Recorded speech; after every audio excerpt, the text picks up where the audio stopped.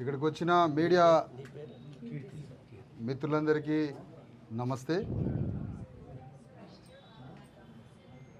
గత వారం రోజుల నుంచి తెలంగాణ రాష్ట్రంలో ఉధృతంగా ఒక అతిపెద్ద సమస్యగా వెలుగులోకి వచ్చింది. నాగర్ కర్నూల్లో కొమెర గ్రామంలో ఉన్నటువంటి చాకలి కులస్తులు మరియు దళితులపై అతి పాశవికంగా, భయంకరంగా, అత్యంత క్రూరంగా ఏనాడు దేశం కనీవిని ఎరుగని రీతిలో రెడ్ల చేతిలో దాడి గురయ్యారన్న సంగతి మీ అందరికీ తెలిసిందే.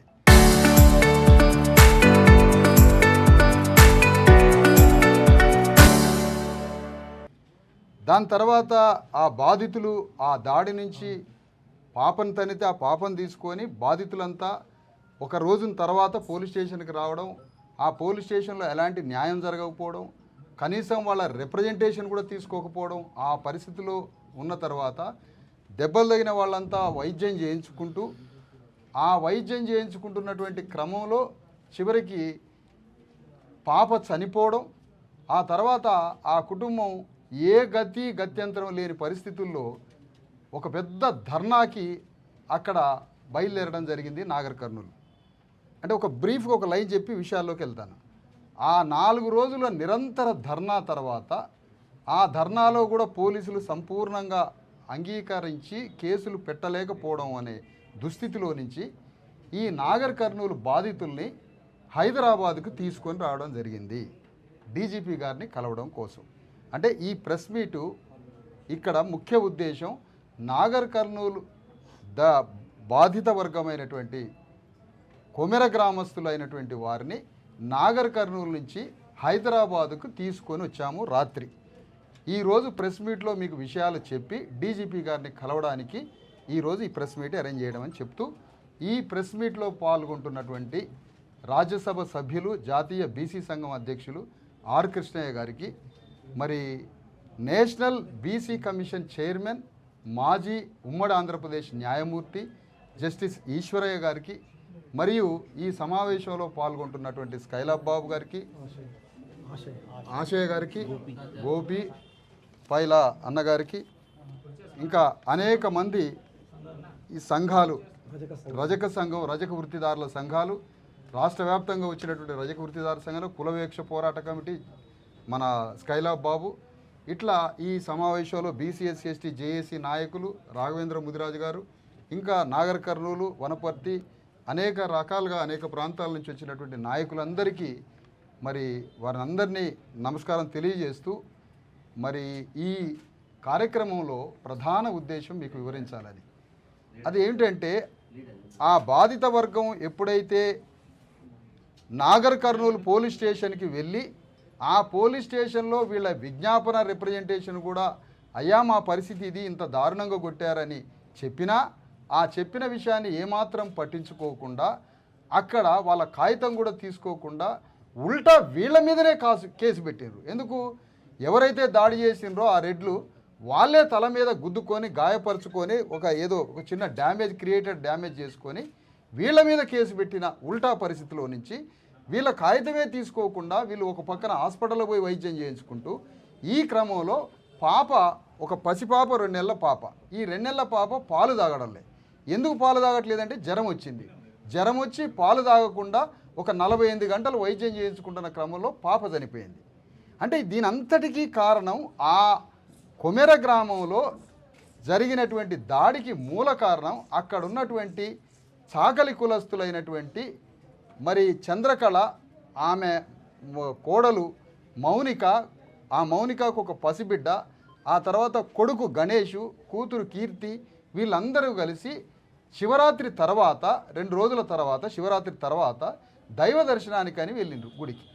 ఆ గుడిలో దేవుడి దర్శనానికి వెళ్ళినప్పుడు ఆ దర్శనం చేసుకునేటప్పుడు 100 రూపాయలు కట్టాలి ఇక్కడ మీరు టికెట్కి, లేకపోతే మీకు దర్శనం లేదంటే, ఈ ఊరు మాది, ఈ గుడిలో సేవలు చేస్తున్నాం, చాకలి కులస్తులం మేము, మా ఇంట్లో ఒకళ్ళిద్దరు మాదిగా ఎస్సీ కులాలు ఉండొచ్చు కోడళ్ళు, కానీ మేము ఒక చాకలి వాళ్ళం, ఈ గుడికి సేవ చేస్తున్నాం, మాకు దర్శనం చేసుకోవడానికి 100 రూపాయలు కట్టడం ఏంటంటే, అంటే ఎదురు తిరుగుతారా మీరు, 100 రూపాయలు కట్టాల్సిందే అనే ఘర్షణలో నుంచి మాట పెరిగింది. ఓకే, కానీ వీళ్ళని గదిలోకి తీసుకుపోయి 3 గంటలు నిర్బంధించి అతి భయంకరంగా కొట్టడం జరిగింది. ఆ కొడుతున్నప్పుడు పసిబిడ్డను తీసుకుపోయి ఆ కొట్టిన వాళ్ళలో ఎవరున్నారు? సర్పంచ్, ప్రధానంగా ఆ గ్రామ సర్పంచ్ తుకారం రెడ్డి, శ్రీనివాసరెడ్డి, మధుకర్ రెడ్డి, యశ్వంత్ రెడ్డి, ఇంకొక రెడ్డి శ్రీకాంత్ రెడ్డి, వీళ్ళంతా ఉండి ఇంకా వీళ్ళతో పాటు ఇంకో 10 మంది రెడ్లు కలిసి విపరీతంగా కొడుతుంటే పాపను తీసుకుపోయి కాళ్ళ మీద పెట్టి 2 నెలల పాప పుట్టిందయ్యా కొట్టబాకండి అంటే పాపను కూడా కాలుతోదంతే. ఆ కాలుతోదని పాప భయపడి పాలు తాగడం బంద్ చేసి జ్వరం వచ్చి పాప చనిపోయింది 2 రోజుల తర్వాత. ఆ కొట్టిన తర్వాత వాళ్ళు పోలీస్ స్టేషన్కి పోయినరు. పోలీస్ స్టేషన్లో ఎవరు పట్టించుకోలేదు. రెడ్లు కొట్టిన రెడ్లే 3 గంటలు కొట్టిన రెడ్లు ఉల్టా వాళ్ళే కేసు పెట్టిండ్రు. కేసు పెడితే వీళ్ళ మీద కేసు బుక్ అయింది, వాళ్ళ మీద కేసు బుక్ కాలేదు. ఇలాంటి పరిస్థితుల్లో దయనీయంగా ఉన్న పరిస్థితుల్లో అక్కడున్న కార్యకర్తలు, బీసీఎస్సీ ఎస్టీ జేఏసీ కార్యకర్తలు, ధర్మ సమాజ్ పార్టీ కార్యకర్తలు, మీకు జరిగిన ట్రాక్ చెప్తున్నా, ఫలానా సంఘం అని కాదు, మాకు తెలియజేస్తే వెంటనే ధర్మ సమాజ్ పార్టీగా బీసీఎస్సీ ఎస్టీ జేఏసీగా మేము అక్కడికి పోయి ఒక పెద్ద ఎత్తున ఒక 4 గంటల ధర్నా చేయడం జరిగింది నడి రోడ్డు మీద నాగర్ కర్నూలు.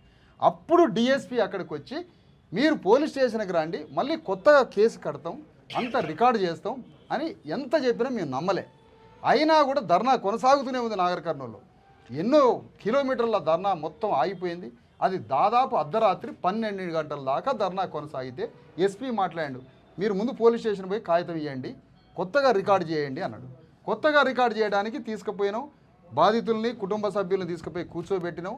డిఎస్పీ గారు మొత్తం కేసు రికార్డు చేసిండు. రికార్డు చేసి ఇవాళ కానీ రేపు కానీ రిమాండ్ చేస్తామని చెప్పిండు. మేము అన్నదేంటి, మర్డర్ కేసు నమోదు చేయాలి, పాపం చంపినందుకు, వీళ్ళందరినీ కొట్టినందుకు అటెంప్ట్ టు మర్డరు, కొబ్బరికాయలు టెంకాయలు కొట్టే రాడ్ తీసుకొని కొట్టిండ్రు, దానికి అటెంప్ట్ టు మర్డర్ కేసు నమోదు చేయాలి. ఆ తర్వాత వీళ్ళ ఇంట్లో 2 ఎస్సీలు ఉన్నారు, ఒకరు కాదు 2 ఎస్సీలు ఉన్నారు. ఈ ఎస్సీలు కోడళ్ళు, వాళ్ళని పడేసి కొట్టిరు కాబట్టి అట్రాసిటీ యాక్ట్ అమలు చేయాలి. జాకెట్లు చింపి చాకల్లంజం ఉండలారా అని చాలా గలీజు మాటలు ఇక్కడ ప్రెస్లో చెప్పలేని విధంగా మాట్లాడినరు. కులం పేరుతో దూషించారు కాబట్టి ఎస్సీ ఎస్టీ అట్రాసిటీతో పాటు మహిళల మీద పురుషులు దాడి చేసి అసహ్యకరంగా మాట్లాడారు కాబట్టి దానికి సంబంధించిన సెక్షన్స్, అబ్యూజింగ్ సెక్షన్స్ పెట్టాలని ఆ విధంగా కేసు మొత్తం రాయడం జరిగింది. అవన్నీ పెడతామన్నారు. తెల్లారి నుంచి మా శిబిరం నడుస్తూనే ఉంది. మరుసటి రోజు నుంచి 2వ రోజు 3వ రోజు శిబిరం నడిచిన పోలీసులు మాత్రం వాళ్ళని అరెస్ట్ చేసింది ఎవరిని చేసింది చూపించట్లే, ఏం కేసులు పెట్టింది చూపించట్లే. మర్డర్ కేసు నమోదు చేయలేమని అంటారు, కాసేపు ఒక 3గురిని మాత్రం అరెస్ట్ చేసినాం అంటారు, మిగతా వాళ్ళు అబ్స్కాండ్ అయ్యారు దొరకట్లేదని అంటారు. ఇట్లా రకరకాల మాటలతో తప్పించుకోవడం జరిగింది. ఈలోగా బీసీ కమిషన్ పిలిచినాం, ఎస్సీ కమిషన్ పిలిచినాం. ఆ 2 కమిషన్లు వచ్చి విచారణ చేసిండ్రు. కలెక్టర్ కూడా విచారణ చేసిండు. ఎస్పీ కలెక్టర్లు వాళ్ళ ఎస్సీ బీసీ కమిషన్లతో విచారణ జరిపించిండ్రు. కానీ ఇప్పటి వరకు ఎవరిని అరెస్ట్ చేసిండ్రో తెలియదు, ఏ సెక్షన్లు పెట్టినరో తెలియదు, ఎవరు అబ్స్కాండ్ అయ్యారో తెలియదు. నిమ్మకి నీరెత్తినట్టుగా మొత్తం పోలీసు వ్యవస్థ మొదట పెద్ద ధర్నా అర్ధరాత్రి వరకు చేసిన ఫలితం లేకుండా పోయింది. పోలీస్ స్టేషన్కి రమ్మన్నారు, కేసు రికార్డు చేసిండ్రు. మళ్ళీ 3 రోజులు రోజు దీక్షా శిబిరం చేసినాం. ఆ శిబిరంలో కేవీపీఎస్ వాళ్ళు, సిపిఎం సిపిఐ వాళ్ళు, బీజేపీ రామచంద్రరావు గారు, మిగతా నాయకులంతా పాల్గొన్నారు. ఆ తర్వాత ఆర్ కృష్ణయ్య గారు వచ్చిండ్రు, రకరకాల సంఘాలు అందరూ వచ్చినాడు. బీఎస్పీ శేఖర్, ఇబ్రహీం శేఖర్, అన్ని సంఘాలు పార్టీలు వచ్చి, బీఆర్ఎస్ కేటీ రామారావు గారు వచ్చారు, అందరు వచ్చారు. కవిత గారు మెసేజ్ పెట్టారు, పోలీసు వాళ్ళతో మాట్లాడి అందరూ ఇన్వాల్వ్ అయ్యారు. అంతమంది ఇన్వాల్వ్ అయినా పోలీసులు మాత్రం ఎవరిని అరెస్ట్ చేసిండ్రు, ఎవరిని అరెస్ట్ చేయలేదు, ఏ సెక్షన్లు పెట్టిండ్రు, 0, ఏమి మాకు చూపించలేదు, డిసప్పియర్. అట్లా 3 రోజులు ధర్నా తర్వాత నిన్న జరిగింది ఏంటంటే, ఆ బాధితులు ఏదైతే ఊరుందో, నిందితులు ఏ ఊరైతుందో కొమెర గ్రామంలో ఏ రెడ్లయితే కొట్టినరో వాళ్ళందరినీ నాగర్ కర్నూలు తెప్పించి వాళ్ళతోటి ఒక పెద్ద ర్యాలీ చేపించాలనుకున్నారు నిన్న పోలీసుల వెనక హస్తంతో. అసలు కొట్టినోడు ర్యాలీ చేయడం ఏంటి? విచిత్రంగా ఇది గమనించాలి బ్రదర్. ఎవడైతే కొట్టి చంపిండో, పాపను కొట్టి మహిళలను కొట్టి అందరిని కొట్టి చంపినోడు వాడు భారీగా ర్యాలీకి బయలుదేరుతాడు. ఎందుకు ర్యాలీగా బయలుదేరుతాడని మేము విచక్షణతో ఆలోచిస్తే మా ధర్నా ఒకవైపు సాగుతూ ఉంది, అటువైపున వాళ్ళని రమ్మంటారు. ఎక్కడికి రమ్మంటారు? ర్యాలీకి నాగర్ కర్నూలు రమ్మంటారు. అంటే మేము చేసే ధర్నా వాళ్ళు వచ్చే ర్యాలీని రెండింటిని చూపించి 144 సెక్షన్ పెట్టి ఒక పెద్ద భయంకరమైన పరిస్థితికి తీసుకొచ్చి బాధితులకి అందరికీ భయ ఆందోళన నిన్న కలిగించి చివరికి దీక్షా శిబిరం దగ్గర ఉన్న షాపుల వాళ్ళందరినీ తీసుకుపోయి ఆ షాపుల వాళ్ళని పోలీసులే ఆర్గనైజ్ చేసి మా దీక్షా శిబిరాన్ని కాళ్లతో నెట్టి కర్రలతో కొట్టి దీక్షా శిబిరాన్ని ఎక్కడికెక్కడికి పీక్ అవతల పడేసిండ్రు. 10,000 బెదిరించిండ్రు, మీరు దీక్షా శిబిరం అంటే వాళ్ళ అల్టిమేట్ టార్గెట్ ఏంటంటే ఈరోజు నాగర్ కర్నూలు పట్టణంలో ఎటువంటి పరిస్థితుల్లో అక్కడ ధర్నా శిబిరం ఉండకూడదు, వీళ్ళ పోరాటం ఆగిపోవాలి. మొన్న కలెక్టర్ గారు పిలిపించాడు, ఎస్పీ పిలిపించారు, కలెక్టర్ గారు మాట్లాడారు, అమ్మ మీకు ₹1,00,000 ఇస్తాం, ఒక ఇల్లు కట్టిస్తాం, ఇందిరమ్మ ఇల్లు, ₹1,00,000 ఇస్తామని. ₹1,00,000 ఇందిరమ్మ ఇల్లు కోసం కాదు సార్ అని మొత్తుకున్నారు వీళ్ళు. మాకు కావాల్సింది మమ్మల్ని ఎవడైతే కొట్టి చంపిండో, మమ్మల్ని ఎవడైతే దాడి చేసిండో, మా పాపను ఎవరైతే చంపిండ్రో వాళ్ళకి పర్ఫెక్ట్గా శిక్షలు పడాలి, వాళ్ళకి ఉరి శిక్షలు పడాలి, జీవితాంతం వాళ్ళకి జీవిత ఖైదు శిక్ష పడాలి. అప్పటిదాకా మా పోరాటం ఆగదు. మీ ₹1,00,000 కాదు, నష్టపరిహారం రెండో ప్రాధాన్యత. నష్టపరిహారం ₹1,00,000 అడుగుతున్నాం, ఇల్లు అడుగుతున్నాం, ఒక ఆయనకి ఉద్యోగం అడుగుతున్నాం, అది రెండవ ప్రాధాన్యత. ముందు కేసులు బుక్ కావాలి, రిమాండ్ అయ్యి వాళ్ళని అర్జెంటుగా జైలు పడేయాలనేది ఆ డిమాండ్ చెప్పి కలెక్టర్కి చెప్పి రావడం జరిగింది. ఇదంతా నేపథ్యం ఎందుకు చెప్తున్నామంటే, నిన్న శిబిరం జరగొద్దు. ఎందుకు? మంత్రులు, ఎమ్మెల్యేలు, పార్లమెంటు సభ్యుడు మల్లు రవి, మల్లు బట్టి విక్రమార్క వీళ్ళందరూ రావాలనుకుంటున్నారు. ఎందుకంటే గవర్నమెంట్ డిమోరలైజ్ అయిపోయింది, వీళ్ళని చూడాలనుకుంటున్నారు. ఈ ధర్నాలు గిర్నాలు ఇవన్నీ లేకుండా శిబిరం ఎత్తేసి జస్ట్ బాధితుల్ని కలెక్టర్ దగ్గర కూర్చోబెట్టో, ఇంకొకటి దగ్గర కూర్చోబెట్టో ఆ మంత్రులు ఎమ్మెల్యేలు రావాలనుకున్నారు. లేదా రోజు రోజుకి కాంగ్రెస్ డిమోరలైజ్ అయ్యి ప్రభుత్వానికి చెడ్డ పేరు వస్తుంది కాబట్టి ఇది మొత్తం వాషౌట్ చేయాలనే క్రమంలో పెను ప్రమాదం ఏర్పడుతుంది. ధర్నా శిబిరం కూలగొట్టిండ్రు, 144 సెక్షన్ పెట్టబోతున్నారు. అక్కడ ఎవడైతే రెడ్లు మమ్మల్ని కొట్టడానికి వచ్చిరో వాళ్ళందరినీ తీసుకొచ్చి వాళ్ళతో ర్యాలీ చేపిస్తున్నారు. ఈ భయభ్రాంతుల మధ్య మేము ఇమీడియట్గా తీసుకున్న యాక్షన్ ఏంటంటే, మా కార్యకర్తలతోటి బాధిత కుటుంబం మొత్తాన్ని జాగ్రత్తగా కారులో ఎక్కించుకొని హైదరాబాదు రాత్రి 10:30కి ఇక్కడ తీసుకొని వచ్చినాం కార్యాలయానికి. ఎందుకు తీసుకొని వచ్చినాం? 2 విషయాలు. ఒకటి, డీజీపీ గారిని కలుస్తాం. మాకు నాగర్ కర్నూలు పోలీసుల మీద నమ్మకం లేదు. డీజీపీ గారిని కలిసి, అయ్యా ఇగో జరిగిన అన్యాయం ఇది, ఇగో మర్డర్ కేసు నమోదు చేయలేదు, అట్రాసిటీ కేసు అడగంగా బతిలాడ కేసి ఆ కేసు చేసిండ్రు, అబ్యూజింగ్ మహిళలను ఏదైతే భయంకరంగా దాడి చేసిండ్రో ఆ మహిళలకు సంబంధించిన ఆ సెక్షన్ కూడా పెట్టలేదు. ఇగో ఈ రకంగా ఎలాంటి మేము కోరినటువంటి ఏ సెక్షన్స్ పెట్టకుండా ఇంత వేధిస్తున్నారు ఈ పోలీసులు. ఉల్టా వీళ్ళు ఆ నిందితులైనటువంటి రెడ్ల వైపు కాసుకొని వాళ్ళని కాపాడుకునే పరిస్థితిలో ఉన్నారు. ఆ గ్రామంలో అందరి చేత వీళ్ళ మీద పోస్టులు పెట్టించి, సోషల్ మీడియా పోస్టులు పెట్టించి చెలరేగిపోతున్నారు. ఒక్కడికి భయం లేదు. వీళ్ళనే ఈ కుటుంబాన్ని తిట్టుకుంటూ ఊరు మొత్తంతో పోస్టులు పెట్టిస్తున్నారు సోషల్ మీడియాలో. ఇట్లా చేస్తున్న ఈ క్రమంలో వాళ్ళని ఇంతవరకు ఎందుకు అరెస్ట్ చేయలేదు? వాళ్ళని ఇమీడియట్గా అరెస్ట్ చేయండి, నిందితులను అరెస్ట్ చేయండి, బాధితులకు రక్షణ కల్పించండి, ఈ కుటుంబాన్ని ఆదుకోండి, శిక్షలు పడేటట్టు చేయండి అని మేము డీజీపీ గారిని కలిసి, పెద్దలైనటువంటి కృష్ణయ్య గారు, మరి పెద్దలైనటువంటి జస్టిస్ ఈశ్వరయ్య గారు, అనేక సంఘాలు, పార్టీలు అందరం కలిసి మిగతా వాళ్ళందరినీ తీసుకొని పోయి అలా డీజీపీ గారిని కలవడానికి ఈ బాధిత కుటుంబాన్ని నేను తీసుకొని వచ్చాను సార్. వెంటనే రాత్రి ఎస్పీ డిఎస్పీలు అక్కడ ప్రెస్ మీట్ పెట్టి వీళ్ళనేదో చేశాము, వీళ్ళనేదో తీసుకొచ్చాము అని అంటారు.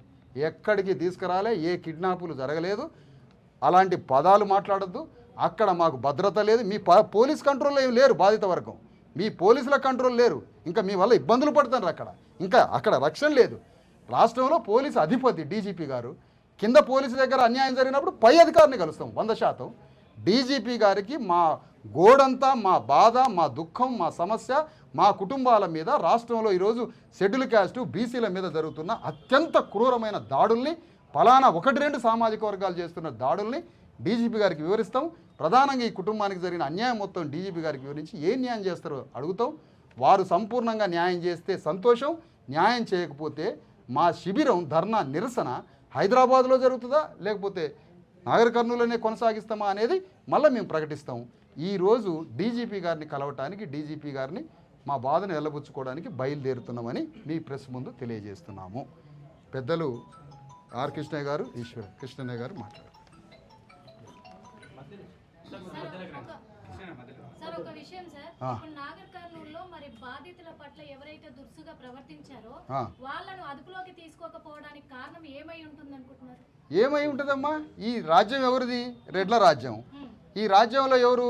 అక్కడ ఉన్నటువంటి యంత్రాంగం మొత్తం, పోలీసు వ్యవస్థ, అక్కడ ఉన్న ఎమ్మెల్యే మొత్తం రెడ్లంతా కలిసి ఆ నిందితులైనటువంటి దాడులు చేసిన వర్గాన్ని కాపాడుతున్నారనేది అర్థం కావట్లేదా? మేము రోడ్డు మీద పడి పోరాటం చేయడం వల్ల ఆ మాత్రం కొంత వెలుగులో వచ్చింది. అందుకని ఈ పోరాటాన్ని ఉధృతం చేస్తే కానీ సమస్య పరిష్కారం కాదు. అంటే నమ్మకం ఉండాలి కమ్మా. డీజీపీ పోస్ట్ దగ్గరికి వెళ్తున్నాం, యాజ్ ఏ పర్సన్ కాదు కదమ్మా, డీజీపీ అనే హోదా దగ్గరికి వెళ్తున్నాం.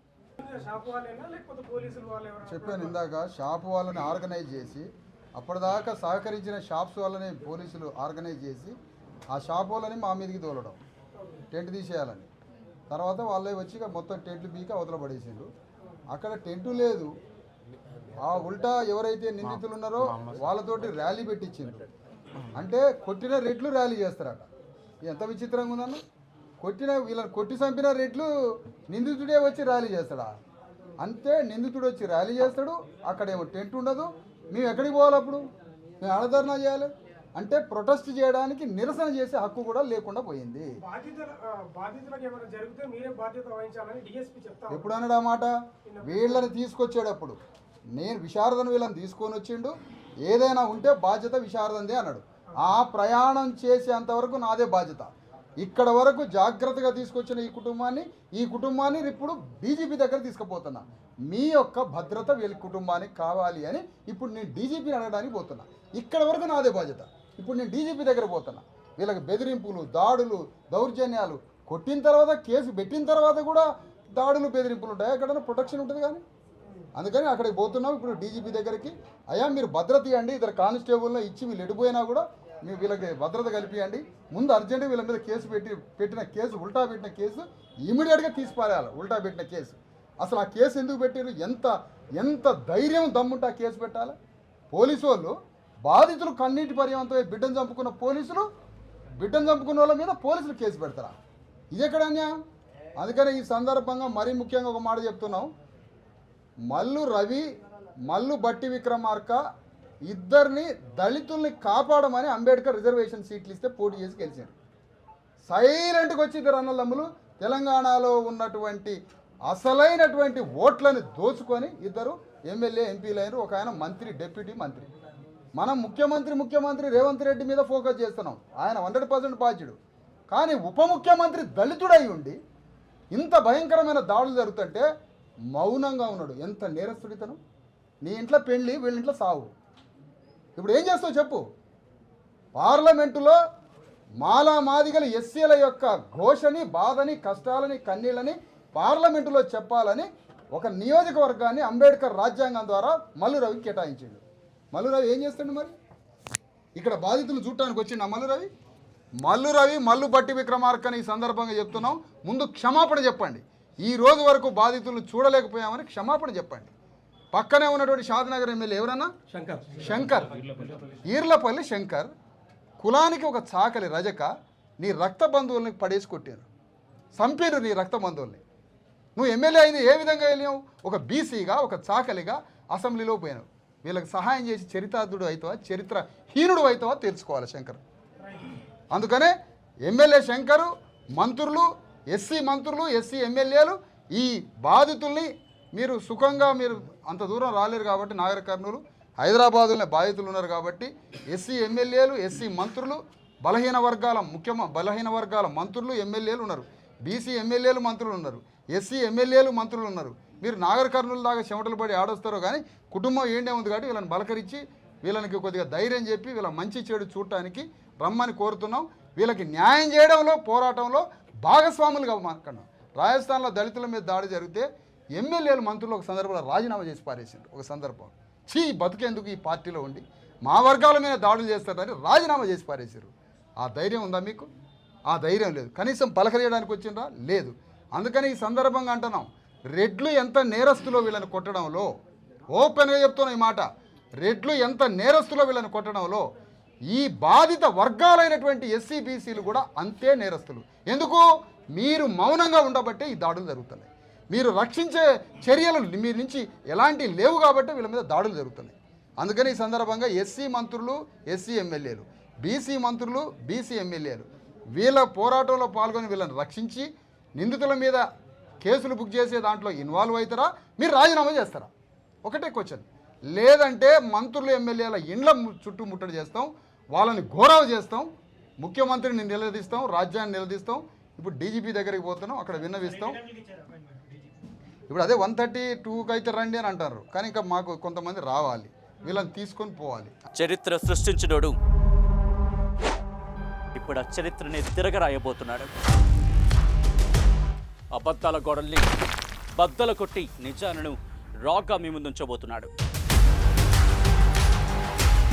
నిజమైన వార్తల కోసం వెంటనే డౌన్లోడ్ చేసుకోండి రా యాప్ని.